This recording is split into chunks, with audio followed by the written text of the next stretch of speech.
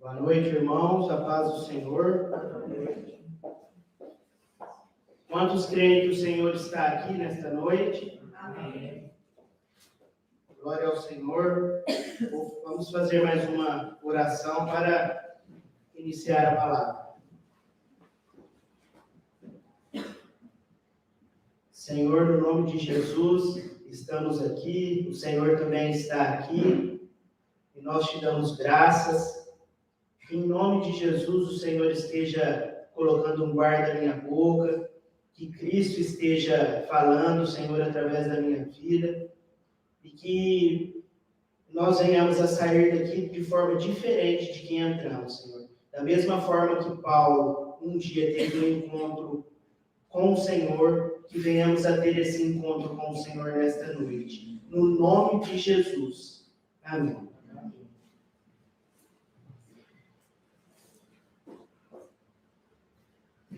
O título do estudo desta noite é Paulo, um exemplo a ser seguido.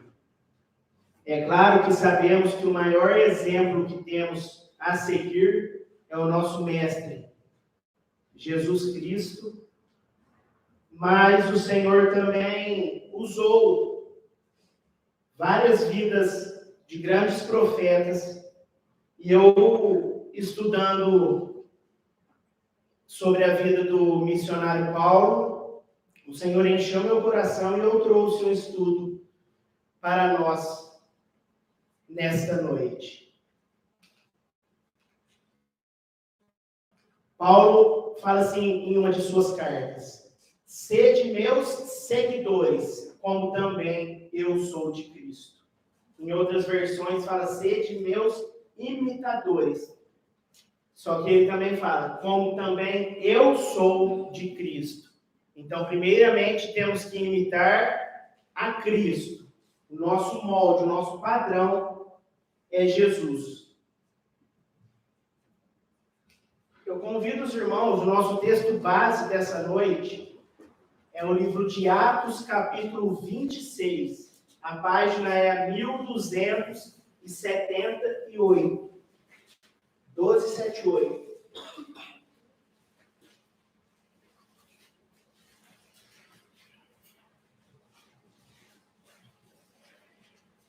Em algum tempo de nossas vidas, cada um de nós que estamos assentados aqui, os irmãos que estão assistindo pela internet, todos nós, em algum tempo de nossas vidas, fomos chamados por Jesus.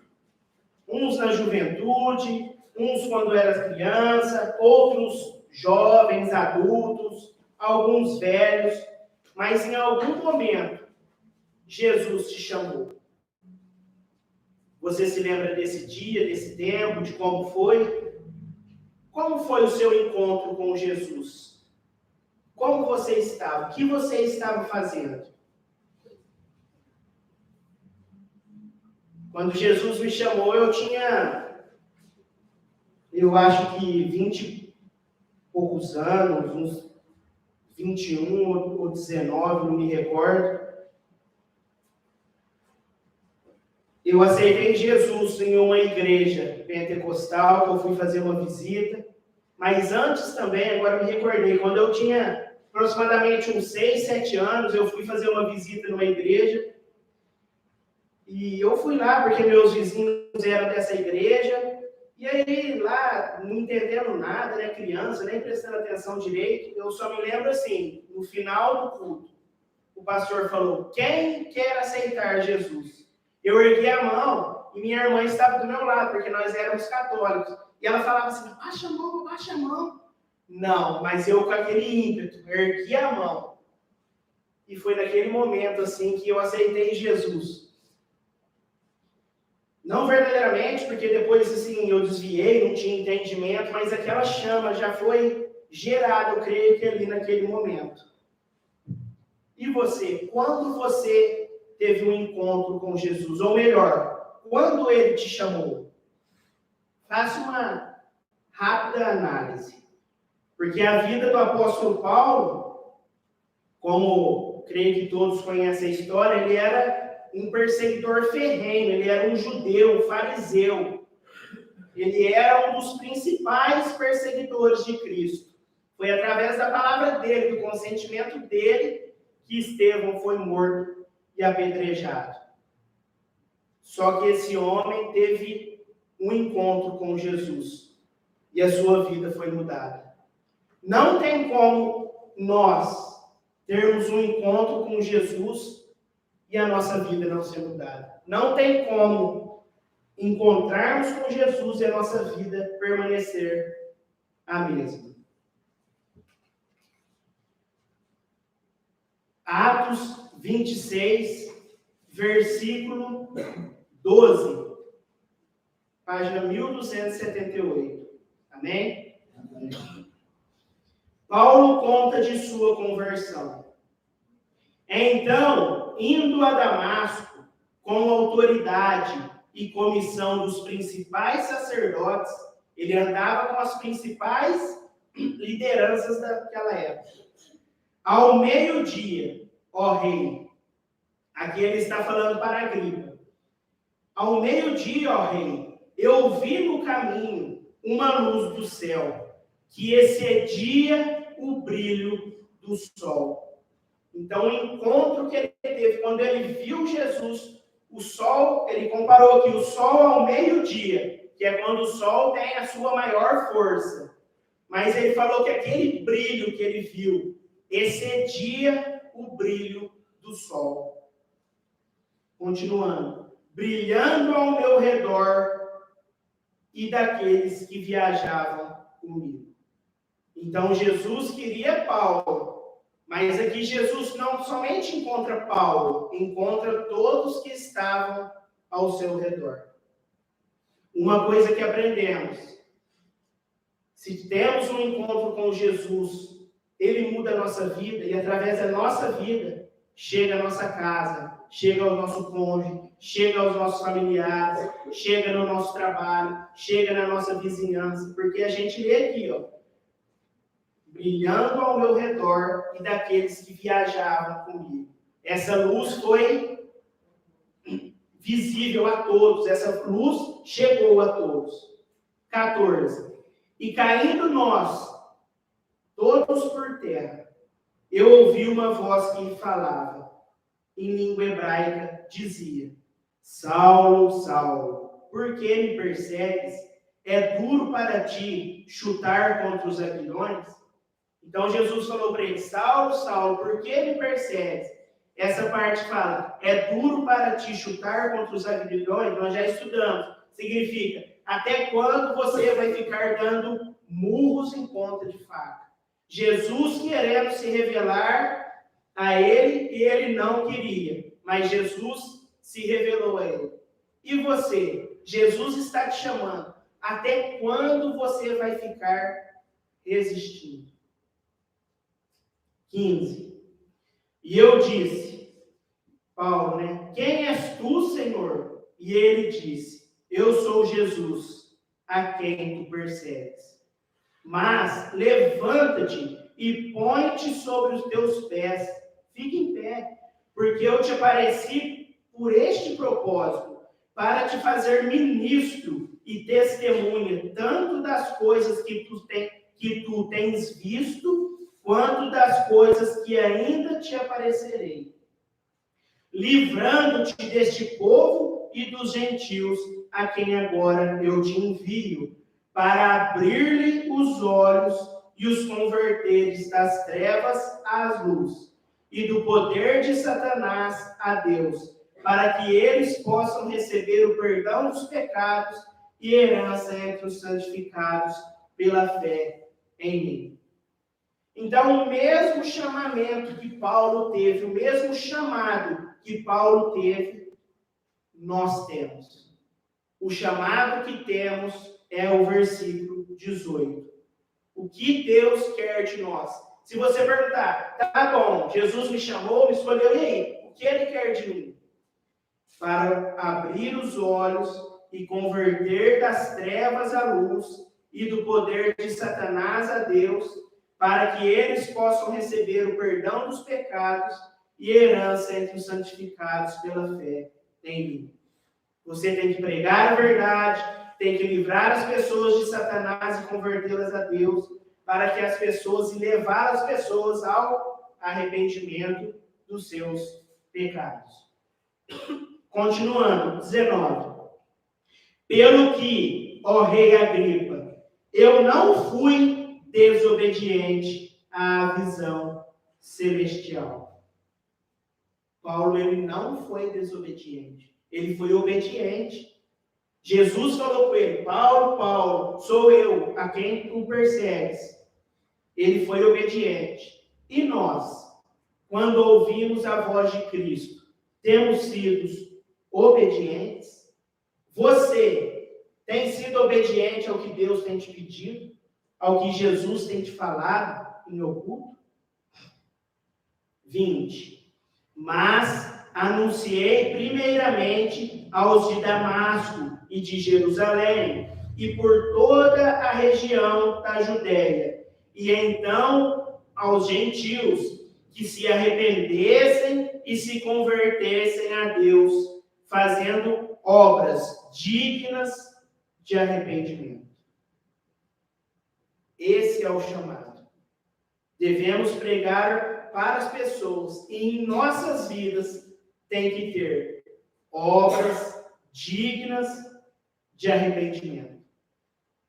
Quem também pregou sobre obras dignas de arrependimento é João Batista. Segura aí, abra sua Bíblia na página 1054, em Mateus capítulo 3. Mateus capítulo 3.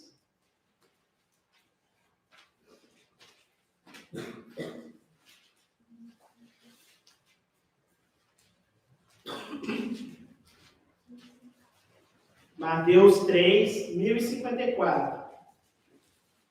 Versículo 7. A pregação de João Batista.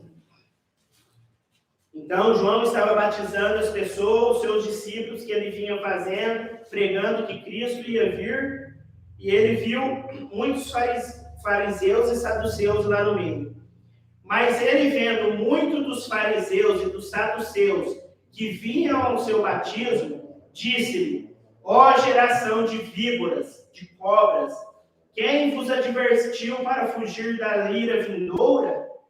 Dai, pois, frutos dignos de arrependimento. Obras dignas de arrependimento e frutos dignos de arrependimento. Ou seja, mostre que você se converteu, que seu caráter se transformou. É através da sua vida, você vai ter que demonstrar, nem palavras, nem profissão, mais frutos. O Senhor não quer mais que a gente, porque eu fiz isso, eu fiz aquilo. Não. O Senhor agora quer ver frutos, quer ver verdade, quer ver fatos, quer ver obras nas nossas vidas. O abandono dos pecados e a obediência aos mandamentos de Deus é que mostram a realidade do arrependimento genuíno e da verdadeira conversão.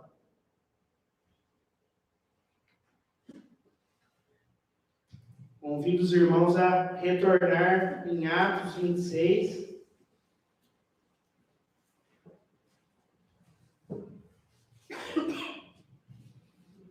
Versículo 21.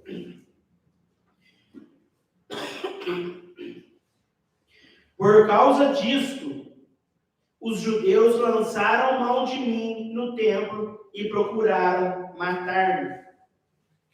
Tendo, portanto, obtido socorro de Deus, eu continuo até este dia, testemunhando tanto a pequenos como a grandes, não dizendo outra coisa do que os profetas e Moisés disseram que devia acontecer, que o Cristo sofreria e seria o primeiro a ressuscitar dos mortos para anunciar a luz a este povo e aos gentios. Então, desde aquele tempo, Paulo continuou dia e noite falando de Jesus, pregando a Cristo, falando das coisas que ia acontecer. Continuando. E como ele falou isso por si mesmo, Festo era o governador, disse em alta voz: Paulo, tu estás fora de si, as muitas letras te fazem enlouquecer. Paulo, você está doido, você é tão inteligente, você conhece tanto, você está ficando doido. 25. Mas ele disse: Paulo, eu não estou louco, excelentíssimo Festo, mas em verdade e sobriedade falo estas palavras. Porque o rei, diante de quem eu falo livremente, sabe essas coisas. Porque eu estou persuadido, eu estou convencido que nenhuma dessas coisas lhe é oculta, pois isto não lhe foi feito em um canto. Então ele falou assim: eu não estou ficando louco, porque aí o próprio rei, ele sabe dessas coisas, ele tem conhecimento de Cristo. 27. Ó rei Agripa, tu crê nos profetas? Ele perguntou. Eu sei que tu crês. Então Agripa disse a Paulo: falta pouco para me convencer a tornar-me um cristão.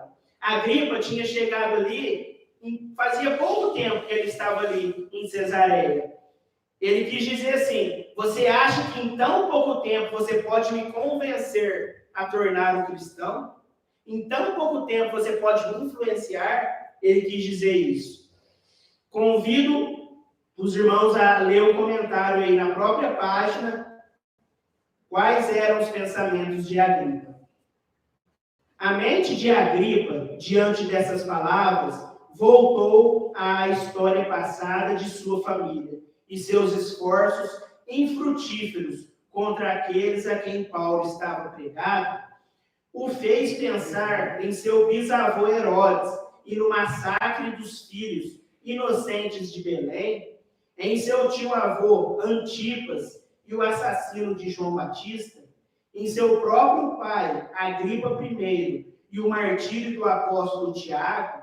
Ele viu nos desastres que rapidamente atingiram esses reis uma evidência do descontentamento de Deus em consequência de seus crimes contra seus servos. A pompa e a exibição daquele dia lembraram Agripa do tempo em que seu próprio pai, um monarca mais poderoso que ele, quando na mesma cidade, vestido com roupas reluzentes, enquanto as pessoas gritavam que ele era um deus, ele havia esquecido como mesmo antes de gritos de admiração desapareceram, a vingança rápida e terrível havia acontecido com o presunçoso rei. Um pouco de tudo isso passou pela memória de Agripa, mas sua vaidade foi lisonjeada pela cena brilhante diante dele, e o orgulho e presunção baniram todos os pensamentos mais nobres. Então, ele só não aceitou a Cristo, ele só não foi convencido diante dessas poucas palavras de Paulo por causa do orgulho que o irmão falou aqui. E o contrário do orgulho é humildade. Versículo 29.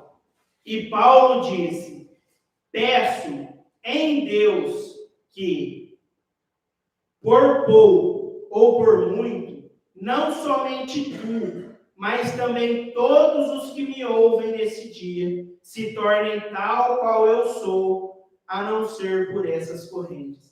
Ele fala: peço em Deus que todos aqui, não somente você, mas que todos que me ouçam, que se convertam a Cristo neste dia. Este acontecimento sobre Agripa mostra que não faltou muito para o rei Agripa se tornar cristão. De igual modo, existem ainda hoje pessoas, à semelhança do rei Agripa, que, embora conhecendo fatos acerca de Jesus e do cristianismo e da fé, não tomam uma posição ao lado de Jesus. Tem pessoas que conhecem, sabem as coisas, mas não tomam uma firme decisão referente a Cristo. E quanto a você, quanto falta para se tornar um cristão de fato? O que falta para você, irmão, se tornar um cristão verdadeiro como Paulo? Não, diante de reis, eu estou firme, diante de magistrados, diante de quem quer que seja, eu não vou negar. O que falta para você não negar a Cristo? Não faça como o rei Agripa, que mesmo tendo conhecimento do Evangelho de Cristo, evitou tomar essa decisão. Que justificativa você terá para dar a Deus por não ter atendido quando Ele te chamou? Como eu falei no início, em algum momento Jesus te chamou. Ninguém aqui está isento. Qual vai ser a justificativa que você ainda vai continuar dando para Deus não abandonar aquele pecado que você tem que abandonar? Qual vai ser a justificativa que você vai falar para Jesus? A mente que resiste à verdade verá tudo sobre uma luz pervertida. Se a sua mente resiste à verdade, você verá tudo sobre uma luz pervertida. Você vai ser enganado pelo inimigo. Será presa nas malhas do inimigo e verá as coisas à luz do inimigo.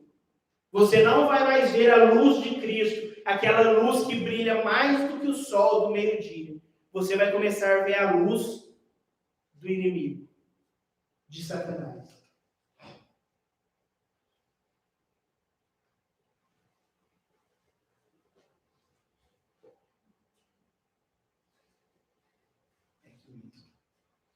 O perseguidor Paulo aceitou as palavras de Cristo e foi convertido da infidelidade à fé em Cristo. Nos dias e noites de sua cegueira, ele ficou 3 dias cego. Ele teve tempo para refletir e lançou-se impotente e sem esperança sobre Cristo, o único que podia perdoá-lo e vesti-lo de justiça. Então, quando ele estava cego, ele se lançou, ele se entregou a Cristo, porque Jesus era o único que podia atendê-lo, perdoá-lo naquele tempo. E continua sendo. Jesus é o único que pode te ajudar. Mas agora, ele havia encontrado Cristo, e o desejo de todo o seu coração era conhecê-lo pessoalmente. Então, quando ele tem um encontro com Jesus, todo o desejo do coração de Paulo era conhecê-lo pessoalmente. O que é conhecê-lo pessoalmente? Ter intimidade. Você só conhece uma pessoa a fundo se você tem intimidade com ela. Chega de superficialidade. Jesus está nos chamando para águas mais profundas. Jesus quer ser íntimos de cada um que está sentado aqui nessa noite, de que está ouvindo essa mensagem. Chega de superficialidade. Jesus quer nos levar para águas mais profundas. E você? Quer? Cristo havia se tornado tudo para ele. Seu poderoso testemunho foi: porque para mim o viver é Cristo e o morrer é ganho. E o morrer é lucro. Filipenses 1, 21. Esse anseio por Cristo, esse desejo, essa vontade, querer essa intimidade com Jesus, levou-a a uma profunda humildade. Porque ele viu que tudo que ele tinha como pessoa natural, tudo que ele tinha, como ele era considerado lá na sua época, tudo que ele tinha como uma pessoa natural era inútil para satisfazer o seu desejo. A posição dele, a conta bancária dele, o que ele tinha, não vale nada. O importante é termos Jesus.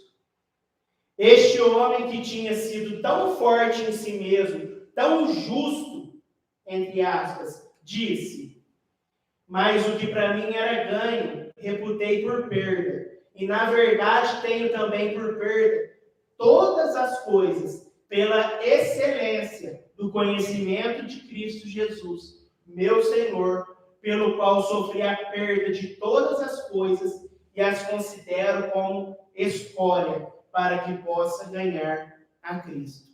Tudo que ele tinha, ele considerou como nada, porque ele só queria mais e mais de Cristo.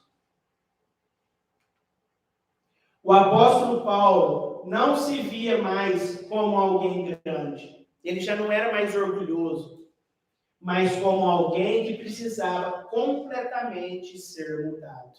Não é em algumas áreas, é completamente. Todo o caráter dele precisava ser regenerado por Cristo. Devido a essa grande humildade que ele alcançou, Deus poderia agora começar o trabalho de transformação em seu homem interior.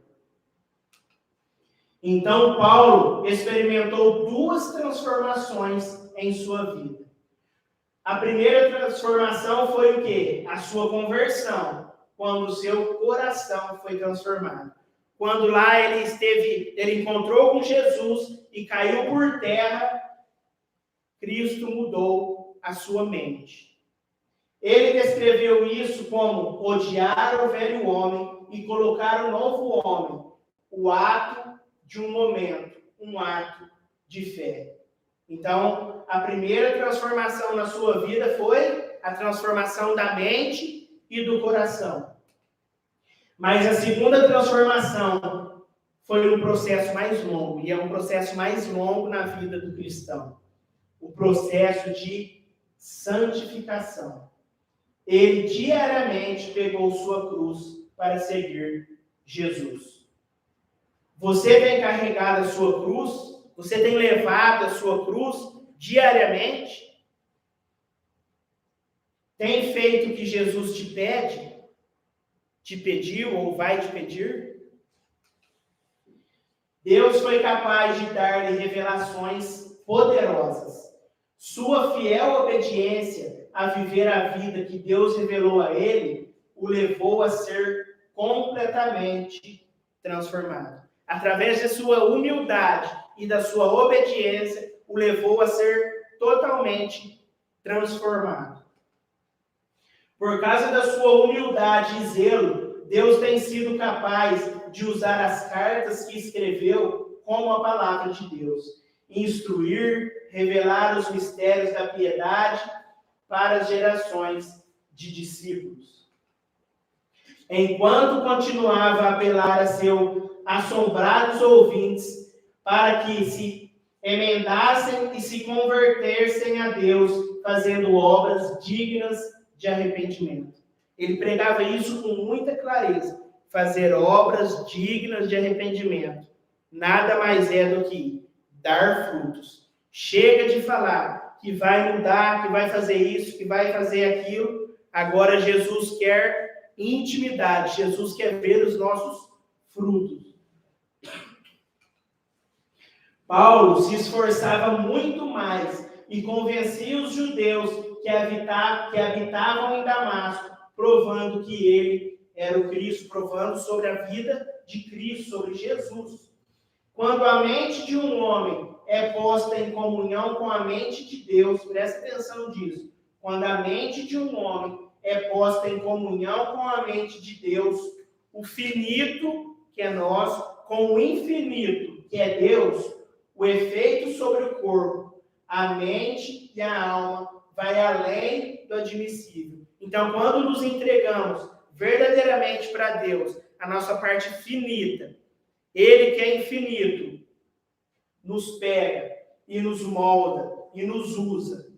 Em comunhão tal é encontrada a mais alta educação. É o método de desenvolvimento usado por Deus. Essas palavras estavam em harmonia com as palavras do próprio Jesus, que quando deteve Saulo na viagem para Damasco, declarou: porque te apareci por isto, para te pôr por ministro e testemunha, tanto das coisas que tens visto, como das quais te aparecerei ainda, livrando-te deste povo e dos gentios, a quem agora te envio, para lhe abrires os olhos, e das trevas os converteres à luz, e do poder de Satanás a Deus, a fim de que recebam a remissão dos pecados, como já lemos. Paulo levava consigo a atmosfera do céu. Todos os que se aproximavam dele experimentavam a influência de sua união com Cristo. Todos que chegavam até ele influenciava. Ele não era influenciado pelo mundo, mas ele influenciava a sua geração. O fato de sua própria vida exemplificar a verdade que ele proclamava dava um poder convincente às suas pregações. Nisto está o poder da verdade. A não estudada, inconsciente influência de uma vida santa é o mais convincente sermão que se pode pregar em favor do cristianismo. Não é palavras, é o testemunho, é o fruto do arrependimento que vai alcançar almas. O argumento, mesmo que quando irrefutável, pode não provocar senão oposição. As suas palavras vai apenas provocar o quê? Oposição. Mas um exemplo piedoso possui um poder a que é impossível resistir. O que a igreja necessita nestes dias de perigo em que estamos vivendo é de um exército de obreiros que, como Paulo, se hajam educados para a utilidade. Pessoas úteis. Jesus está nos chamando para trabalhar na sua obra. Que tenham experiências profundas com Deus e se achem possuídos de sinceridade e de zelo. Necessitam-se de homens e mulheres santificados. Não adianta só você ter um encontro com Jesus que muda a mente. Agora Jesus quer a santificação, para assim podermos gerar os nossos frutos dignos de arrependimento. Dotados de espírito de sacrifício, homens corajosos e leais, homens em cujo coração Cristo esteja formado a esperança da glória. Colossenses 1:27. E com lábios tocados por fogo sagrado, preguem a palavra. Com lábios purificados, como Isaías foi no capítulo 6. Deus tem nos chamado para purificar nossos lábios. A causa de Deus enfraquece por falta de obreiros assim. E erros fatais, como um veneno mortífero, mancham a moral e esterilizam as esperanças da grande parte da raça humana. Veja algumas dificuldades que Paulo enfrentou. Veja como esse homem foi corajoso. Veja como ele cumpriu o seu chamado até o fim.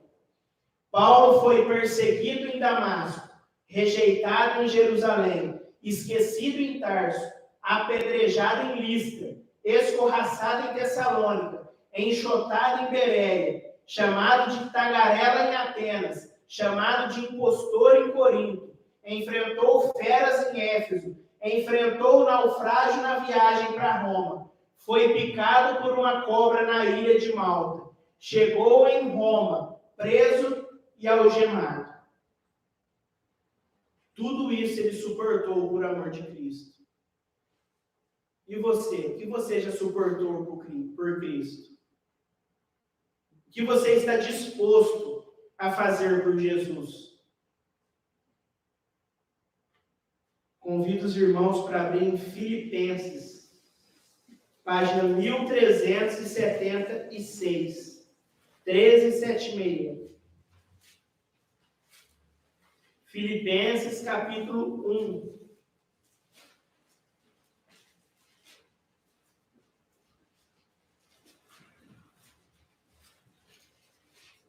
Diante de tudo isso que ele sofreu, que ele fez pela obra de Cristo. Filipenses 1, versículo 12. ele termina nos dizendo assim: mas quero que saibais, irmãos, que as coisas que me aconteceram, todas essas que eu acabei de falar, contribuíram para maior proveito do Evangelho. Tudo isso de coisa ruim que aconteceu com ele, de desastres, contribuiu para proveito do Evangelho.